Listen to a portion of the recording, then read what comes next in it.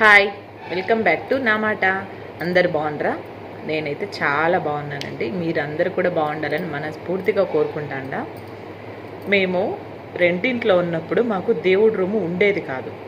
అట్లనే ఎన్ని చోట్ల మారినప్పుడు కూడా ఒక్కటి కూడా దేవుని రూమ్ ఉన్న ఇల్లు అయితే మేము తీసుకోలేదు. నార్మల్గా ఉన్న వాటిల్లోనే ఉన్నాము.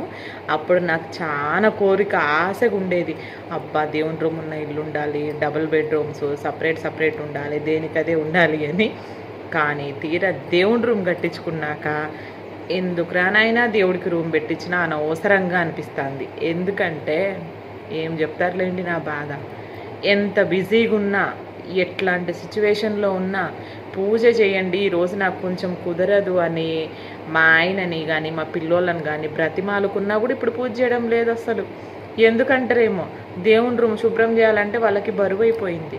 అదే ఆ చిన్న గూడు లేదంటే చిన్న సెల్ఫ్లో ఉన్నప్పుడు బాగా ఆ పూలు ఆ ప్రమీదలో ఉన్న ఒత్తులు తీసేసి మంచిగా దీపం పెట్టిపోతున్నాడు. ఇప్పుడు అసలు పూజ చేయమంటే చేయడంలే. నేనే కదా కొనుక్కొచ్చుకున్నా.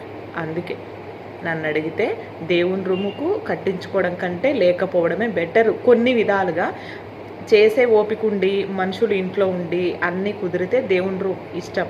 ఎక్కడ లేకుండా ఉన్నాడండి దేవుడు. అలాగని దేవుని రూమ్ కట్టించుకోకూడదని నేను చెప్పడం లేదు, కానీ లేకపోయినా కూడా దేవుని రూమ్ కాకుండా ఒక చిన్న సెల్ఫ్ లాగా గడప లేకుండా కట్టించుకోవడం బెటరు.